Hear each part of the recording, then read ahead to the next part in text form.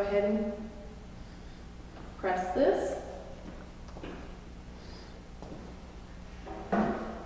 Good afternoon. My name is Brenda Sheik.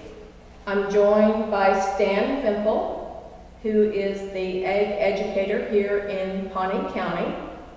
Today is Friday, May 16th.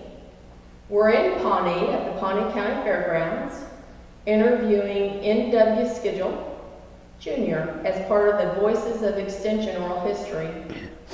So Mr. Skidgel, thank you for joining us today. What I'd like to do first is, you have the name N.W. Skidgel Jr., and you're known by Junior. Mm-hmm. But what does N.W. stand for? Nelson Walter. Okay. And what year were you born? 1927. And can you, where were you born? I was born in Tulsa. Okay. Were you born at a family home or? Yes, yes. And so talk a little bit about your early life. Describe. Dad and Mom moved over here when I was 2 years old. Dad was over Tulsa when the rest right took place. And he moved over here when I was 2 years old. They moved there 2 miles, 3 miles from where I live now. They lived there 2 years, and then they moved a mile north and a mile west. Lived there 2 years. I started the Starry Star Schoolhouse in the fall of 1933. What did your parents do for a living? Over here, they was trying to scratch it out of the dirt. And describe your immediate family. How many siblings were there? None. No, you were And the only one. And you said that your parents moved here when you were 2 from Tulsa. Yes. What did your father do while he was in Tulsa? He built batteries.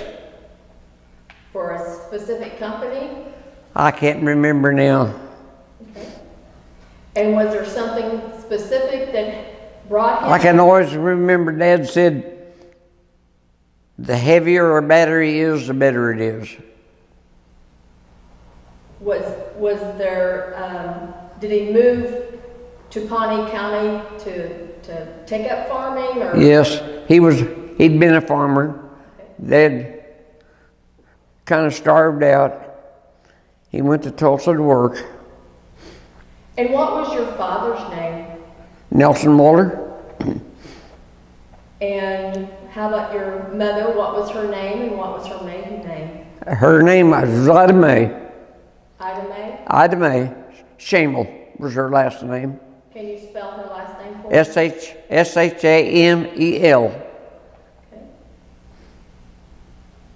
Okay. And what are some of your early memories of the Cooperative Extension Service? Oh gosh, it was way up there. Probably the thing that I remember the first, they drafted me in the Army in World War II. I wasn't gone very long, but when I come home, they had a school. We got $100 a month for going to that school. College sent fellas up there to teach us boys how to farm. Bob Randolph was one of them. One of the teachers? Yes. They come up there and work with us boys. That was probably my first experience with OSU. Did they send you to Stillwater for the school? No, they come up there at the home. Okay. How did you take those lessons as a group? Can you Yes. describe how that would take place? Each time we'd meet at a different one's location. They'd show us something about raising garden stuff and all those things. About what year would that have been? Okay, that would have been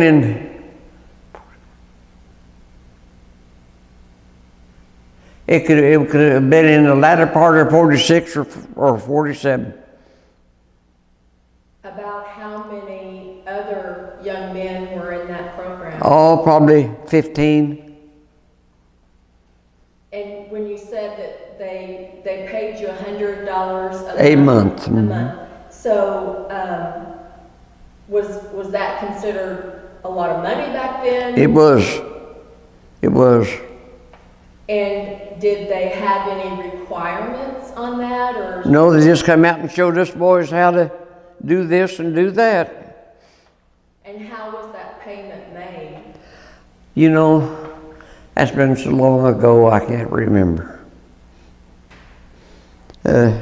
how they paid that. I don't know whether it come, I just don't know how it come. I know I was so glad to get it. My wife and I bought this happened prior to 52, because in 52 I bought a new Ford tractor, and my wife and I milked cows, and this payment, that's how we paid for that tractor. You know, you're talking about buying a new tractor in 1952 For $1,250. $1,250. Tell us about what was the year you built that tractor yourself? Oh.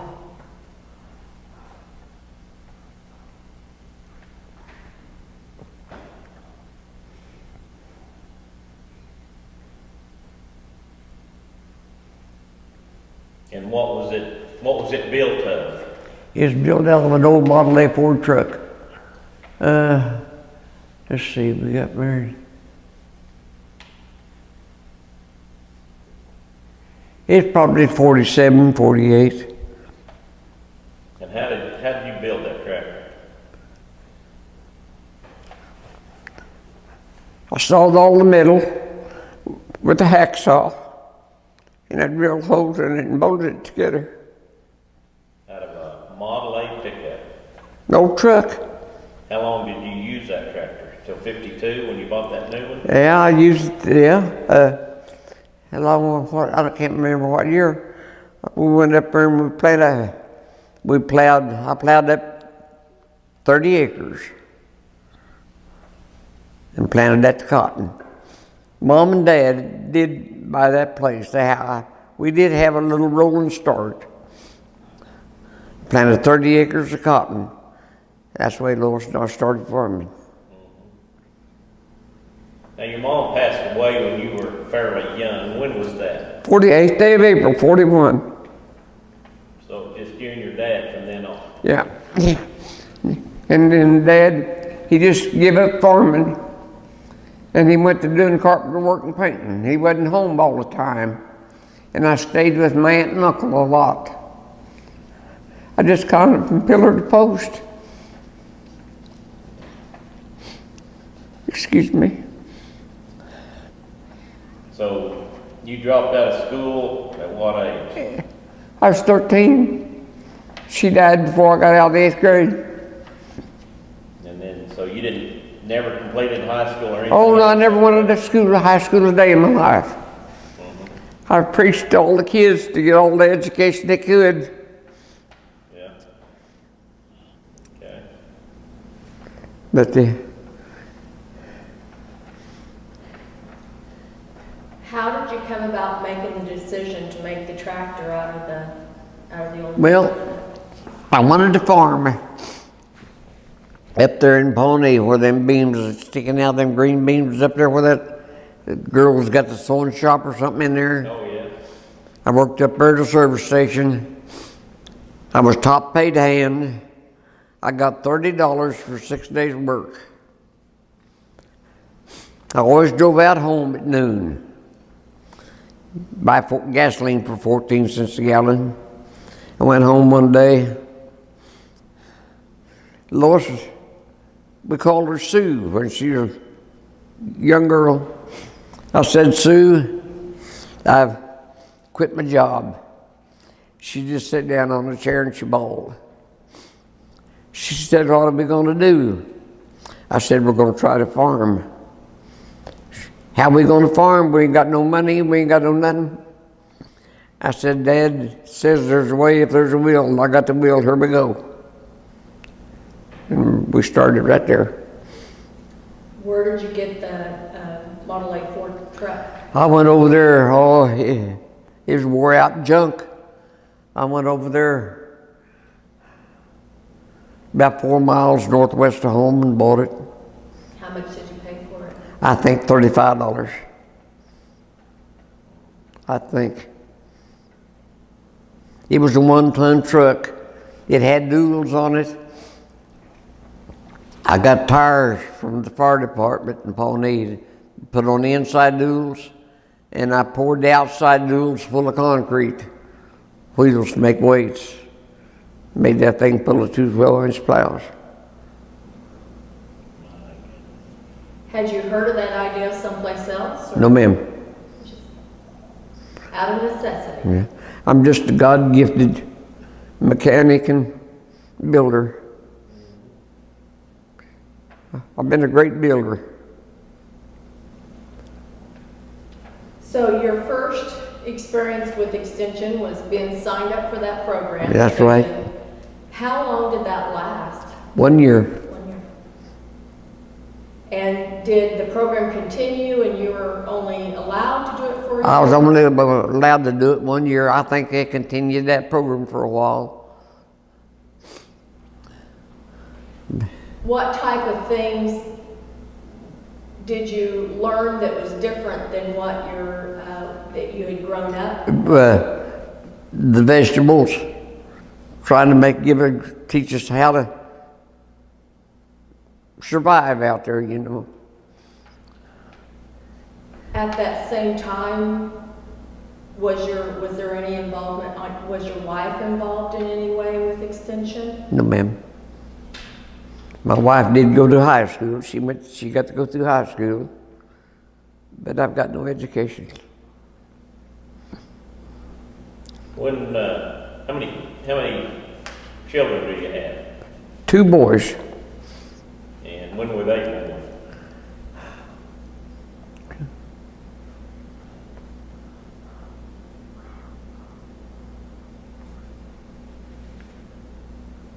I believe Daryl was born in 47. And Jerry, a year later? 15 months later. 15 months later, okay.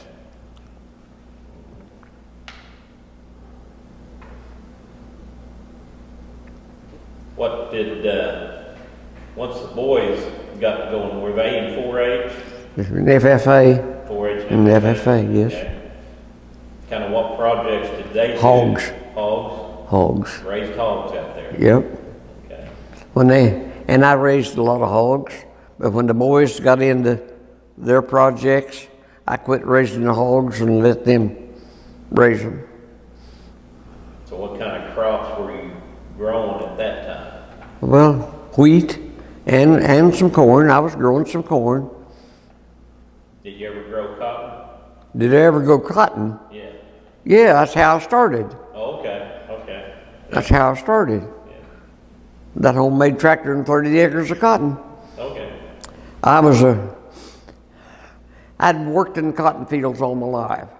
There was very, very, very, very people that could pick more cotton than I could. I could pick 400 pounds a day. And when you pulled the bowl and all, I could get, if the cotton was there, I could get 700 pounds a day. But I just took one row at a time. So I didn't waste that motion going back and forth. Just kept going in a straight line.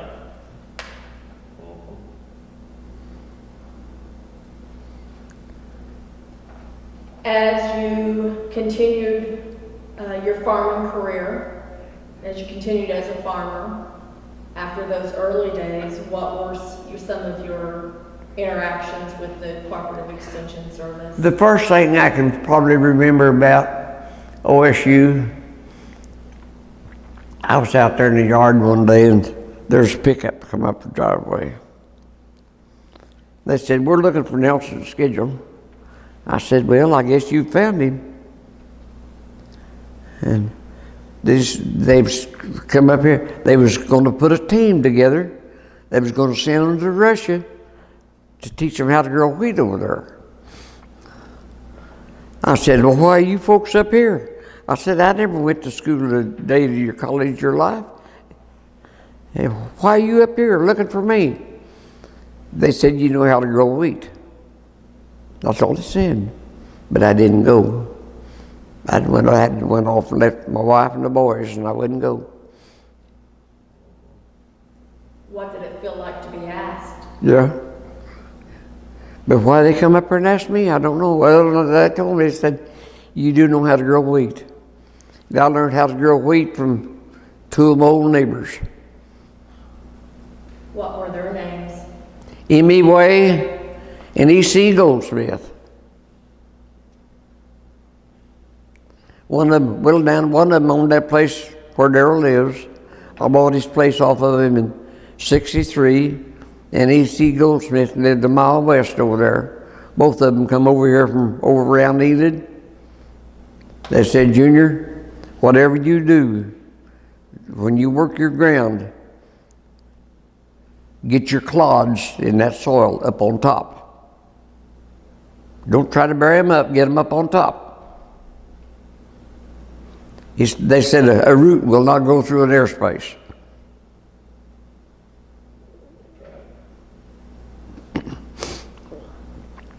What other things did you do other than growing wheat and cotton and corn?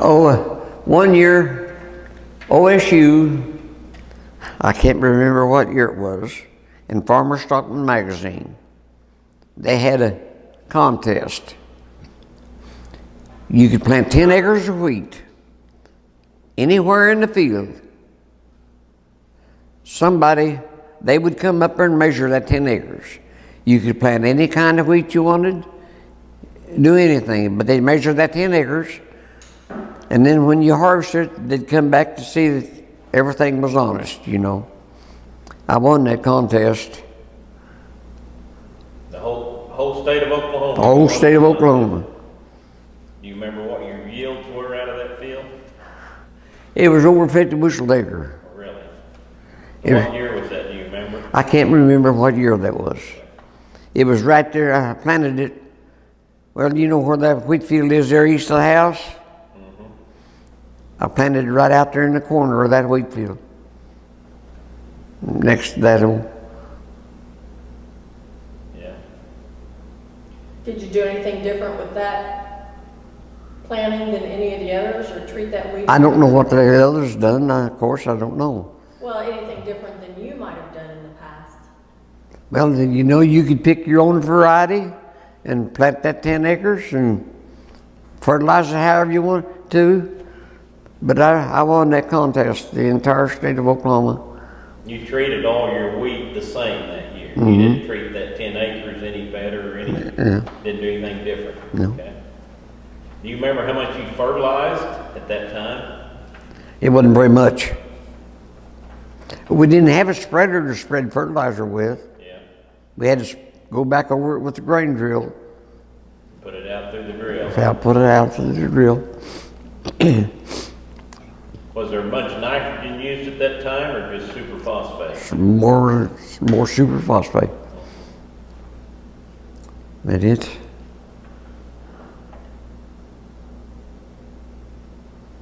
Now you used to do some commercial baling too, didn't you? Oh yes. When I was a young fella, I done lots of custom work. In 1956, one of that real bad dry year, the native hay made 2 of them little square bales per acre. A lot of the fellows didn't cut their hay. They just let it go. And some of them cut it. In 57 it rained. In 57, the ones that cut their hay had a good hay crop. The ones that didn't cut their hay the year before didn't have anything but a patch of weeds. Then we had no chemical to work with, you know.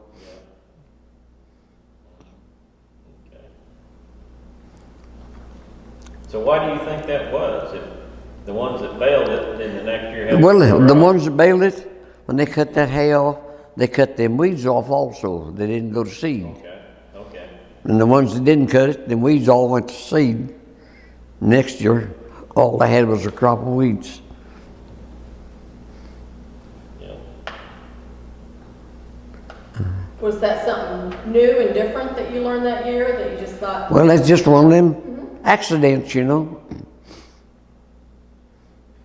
You was telling me the other day you built a hitch for a grain drill. Mm-hmm. Tell us about that. Okay. Both of the boys used to be out there with me, and we bought into this grain elevator in Pawnee here. Darrell went down there to run it, but Darrell and I'd always drill the wheat. And Jerry'd work the ground. And so that fall, I drilled wheat, and I drilled wheat, and I drilled wheat. At that time, we were farming quite a bit. I worked on that. I told Jerry, I said, Jerry, next year this is going to be different. He said, what are you going to do, Dad? I said, I'm going to build a hitch. Pull both of them drills at the same time. At that time, John Deere had a hitch, but it was a man killer. It'd take, well, I just wasn't big enough to operate it. I just couldn't spread out the drills. So I said, I'm going to build a hydraulic hitch. So I went to working on that, and Jack Pinkerton had the job you got now. Yeah, extension agent. The extension agent. He come out there, and he watched me a little bit, and he said, Junior, what are you doing? I said, I'm going to build a drill hitch. You're going to do what? I said, I'm going to build a hitch. I'm going to pull, it's all going to be hydraulic. I'm going to pull two of them drills at one time. I kept working on that. First thing I knew, there's somebody else come with him. One day, next time he'd come back out there, he just sat there on the box and watching me. And he said, Junior, you're coming along pretty good with that. And I said, yeah, I'm getting along pretty good. And pretty soon that other guy come back with him. And they come out there. I got it all fixed up. It come out, that fellow that come with him was from the Oklahoma Farmer Stockman magazine. I said, what are you fellas doing out here? He said, we're going to take a picture of that drill hitch. I said, why? He said, we're going to put that in the paper. And I said, why? But anyway, I had got that drill hitch perfected so good, if it had seed in the box and the gate was open at the field, you could go down there, down the road, pull out in the field, spread them drills out, let them down, and go to drilling, and never stop driving or get out of the tractor. And I got phone calls from Florida, Farmer magazine. I got phone calls from Florida. I got phone calls from California wanting to know how to build that drill hitch. All in all, get all the education you can, regardless of what. Somewhere, you know, I don't care what comes down the pike. If you get an education, they can't take that away from you. And education doesn't always come from the schoolhouse, does it? No, it don't. No, it don't. Oh, and you know, it used to be Coach Bobby Miller. Yeah. Oh, I thought he got mad at me mad enough at me the other day. He thought he'd go with me. I said, you know, every school where kids go to school, they ought to have to build a safe room for them kids. Why? It costs a lot of money. I said, well, 80 years ago, that I know of, 80 years ago, every school had a safe room. Why can't you do it now? There wasn't a school out there, a little country school, that didn't have a safe room. I think we called them a fallout shelter back then. Different threat. Yeah. But I still got the place down there that I started the school at in the fall of 1933. So you own the place? I own the place where I started school in the fall of 1933. Now, wasn't that designated school land at that time? No. It wasn't? No. Okay. Far as I know, not. Well, I know it wasn't. Okay. What was the name of the school? Star A Star. I walked 2.5 miles to school. If they start a little tyke 6 years old out 2.5 miles to walk, they'd have you arrested now, you know. Yeah, I walked 2.5 miles. I got a 1/2 mile from school. I had some folks there. I walked with the other kids from there on, but Dad and Mom didn't take me. $1 was too long, you know. In the first day of January, 1934 is when Dad and Mom moved out there where I'm at now. Just ahead of the Dust Bowl.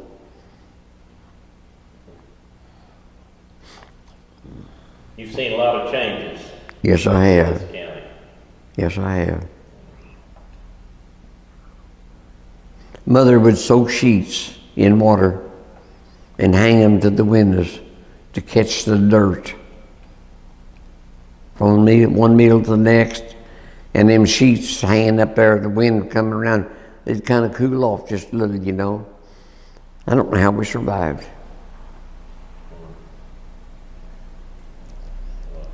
That place there, where I'm at now, I don't know how. Well, Dad, he rented that from Aetna Life Insurance Company. Probably somebody just moved off and left it, you know. A lot of that happened back there then. And one day, a couple of years later, a fella come up the driveway, told Dad who he's looking for. Dad says, well, I guess you found him. He went on and talked a little bit. They told him who he was with. Dad said it just drew up in a knot. He figured I was going to have to move again. That fella said, Nelson, I come to sell you this farm. Well, Dad said, I can't buy this farm. Ain't no way. The pressure's on. You can't get no money. There ain't no money. I can't buy this farm. And they wanted $3,800 for that $160,000. Well, Dad said, that's not so bad, but he said, I can't get the money. I can't buy it. Talked a little bit. That fella asked him, he said, Nelson, can you put together $100? And well, Dad said, I can do that. I can get the $100. He said, if you can get $100, we're going to sell you this farm. To make the paperwork legal and so forth. He sold Dad that farm. Dad and Mom bought that farm for $100. I don't know how they paid for it. As far as I know, the best I can recollect, that farm was paid for when she died in 41. She raised a lot of turkeys.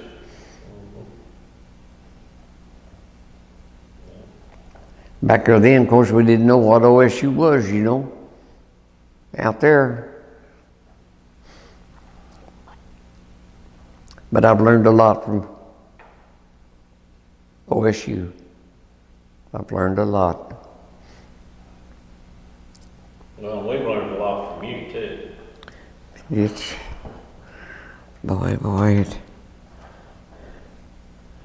been hard.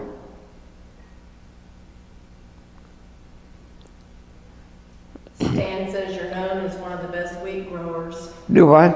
Stan says you're known as one of the best wheat growers. Yeah, I've been pretty good at it. I could raise a wheat crop when most people give up and left, you know.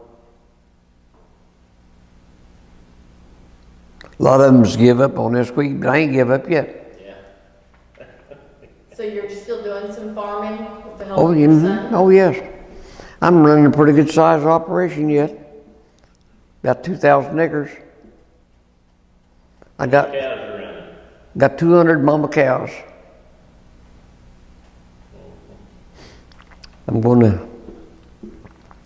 I got that disaster. I don't think it'll ever amount to anything, but I got that disaster program fixed up yesterday.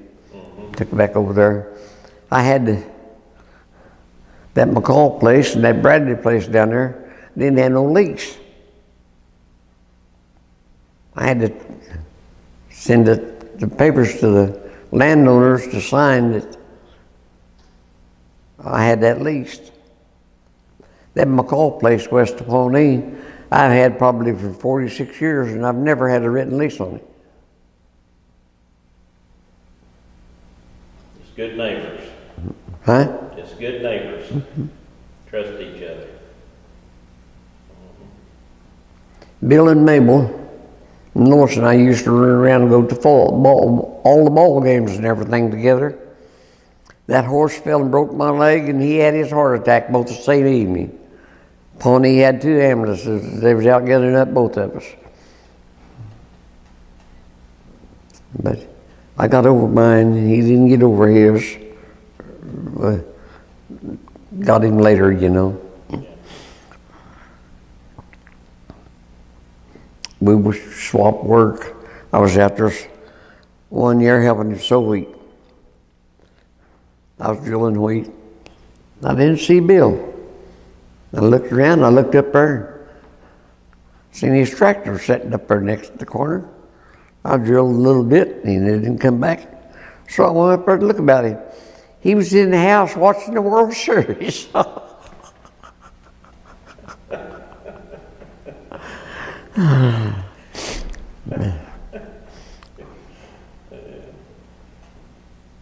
But Lois was active in them clubs way back there, you know. The HCU clubs, Huh? home demonstration clubs. Yeah. Do you remember what club she belonged to? There were several different names. Oh. Seems like it was a Pandora. I think that's right.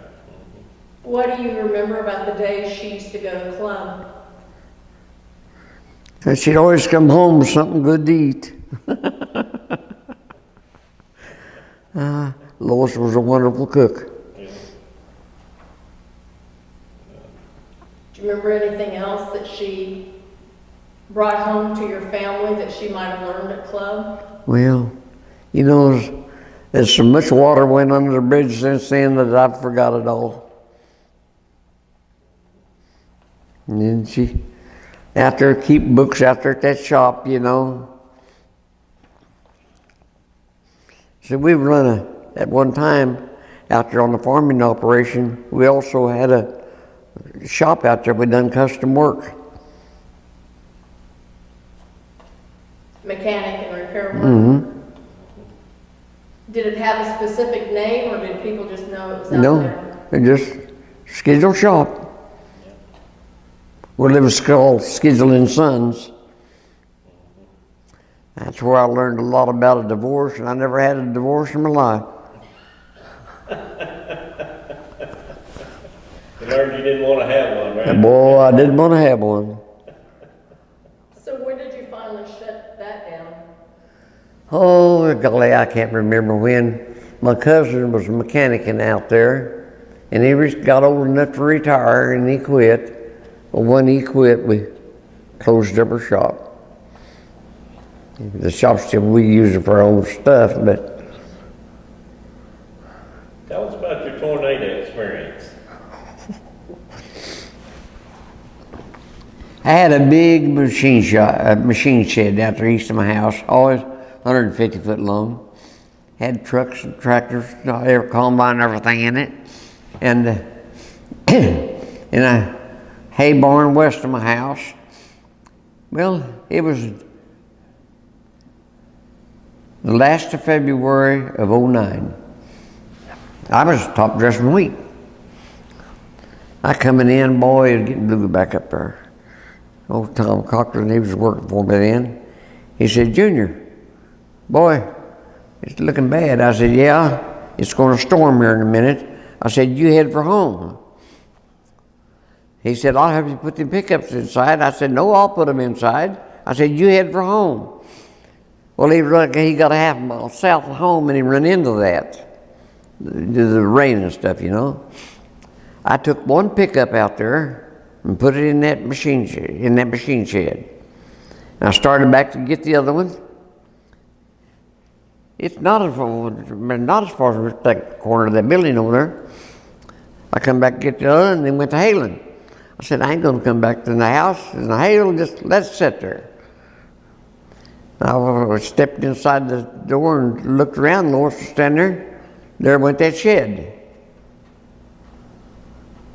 I hadn't been out of that shed. I couldn't have been out of it a minute. He blowed that shit away. Boy. They was east of my house. West of my house down there was a hay barn down there. Had about 2,500 bale of hay in it. He blowed it away. Never moved a bale of that hay. Done quite a bit of damage to your shop too. Oh yes. Inflation, there's where inflation comes in, you know. I give $13,000, that shop is 50 foot square. Got a 16 by 14 foot door in the southwest corner in the south side. And in the east, it's got another door the same size. That tornado rolled up one of them, the south door. It just rolled it up, blowed it back in the shop. Then it blew the west wall out. And stuff went out through there. It cost almost a fourth as much to buy a new door and put on that shop as I give for the whole building, floor and all, concrete, turnkey job. All that done freaks things.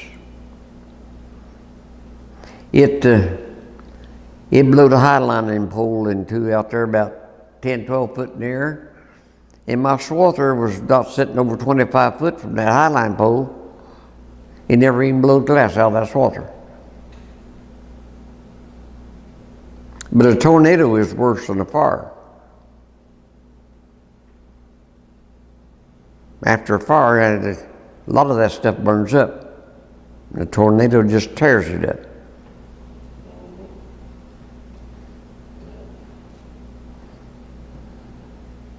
But it's... Is there anything else that you'd like to add that we haven't talked about today? No, not that I know of. I'm kind of thick-headed, you know. Stan, any other questions you'd like to ask? Not that I can think of. Just physical, we greatly enjoyed. Well, I thank you very much. I thank you very much. I learned a lot. Well, thank you. You can't learn a whole lot from me because I don't know very much. I would argue that, but it's been a pleasure being able to interview you, and we really appreciate you participating in this project with us. Okay. Thank you. One thing I remember, when I was here my first time in 1980, Junior would come by the extension office and said, "Come on, you young college graduate, let's go see what you know." So what would he do with you after that? We would just go driving around and he'd show me his place and, you know, might ask me if I knew something about this or something. And I learned more from Junior riding around and visiting with him than I learned in college. Learned a lot. But, he's a Well, there's one thing I do know. I know how to raise wheat, and I know how to grow grass. Yeah. I got some good grass, but I can run more cows and calves per acre than most people can, I'll agree with you. and have grass left. You do manage it right. You do take care of it. And what little I know about it, I learned from you guys. I think it's been a little bit mutual. Oh, yeah, yeah, that. Do I? I think they've learned as much, I think OSU Cooperative Extension has learned as much as from you as we've ever taught you. But anyhow, Yep. Again, we thank you, and it's been a pleasure being able to have you be part of this project. well, I thank you very much. I don't know why I rated this, but anyway. I'm here and you're here. Yep. Yep. Because you got a lot of history here in the county, and you know a lot. You've experienced a lot. Of course, it's nothing to do with you guys, but you're on the cattlemen and work with the Cattlemen's Association. Mm-hmm. At one time, the Cattlemen's Association had nearly 1,000 members. Yeah. It didn't amount to much. They sold Cleveland, all them places. They sold a membership so they could come to the banquet. That's mainly what they bought the membership for, was Come to that bank. I remember that you guys could fill that building up. Couldn't get another chair in there. Just so they could come to the banquet. And it was kind of like, that was the socializing, kind of like yes. Buchanan said earlier, everybody stayed in their own communities and didn't get out and visit much. Yeah. And that cattleman's banquet gave them a chance to come to town, to get together, to visit and see. Yeah. I know that when we started doing them cattlemen's tours and taking buses, it seemed like participation picked up because everybody could sit on the buses and ride and visit and didn't have to drive, and they enjoyed They don't that. have them no more. No, we need to start them again. Yep. We done a lot at your places, learned, saw a lot of Bermuda grass production, and fescue at that time. Fescue was just coming into the county. And, Oh. you and Bill Adams, not Bill, Hollis Adams, Yeah. kind of told us how to manage fescue at that time and what to do with it. In ryegrass. When Lois and I were first married, we went to Miami, Oklahoma, pulled a little trailer and went up there and bought ryegrass, bring down here to sow. So it's all your fault that western Oklahoma wheat producers are fighting ryegrass problems. Might be. I won't tell them. Well, if you got cattle, ryegrass is a wonderful product. That's right. Yeah. But I got some Bermuda grass and ryegrass right now. It's just bare as that floor. We need some rain, Yep. real bad. Oh, it'll rain. Always. I've never seen it fail to rain yet up till now. It'll rain.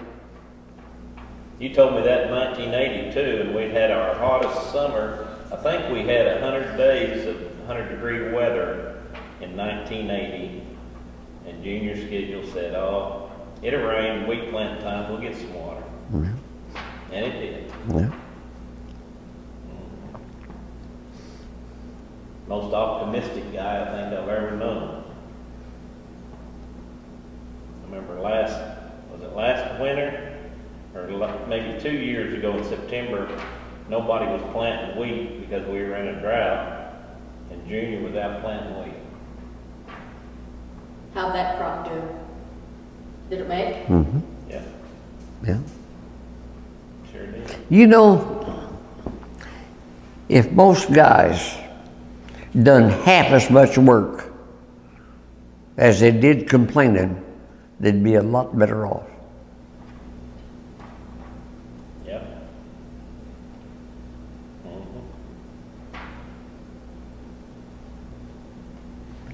I'll agree with you. Anyway, that's the way it is.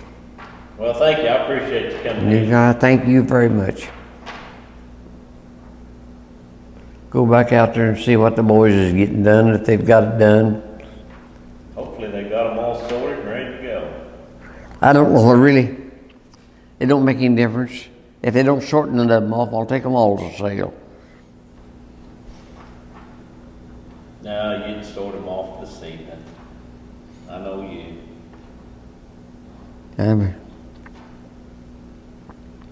Something got into them the other night, scared them. Well, 6 of them ended up, or 8 of them ended up clear up at the house. They was down there south of Ross Johnson's.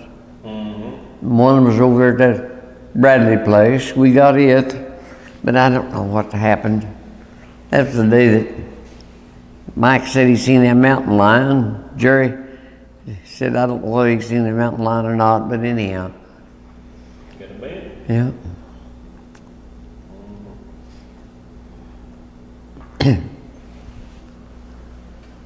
They must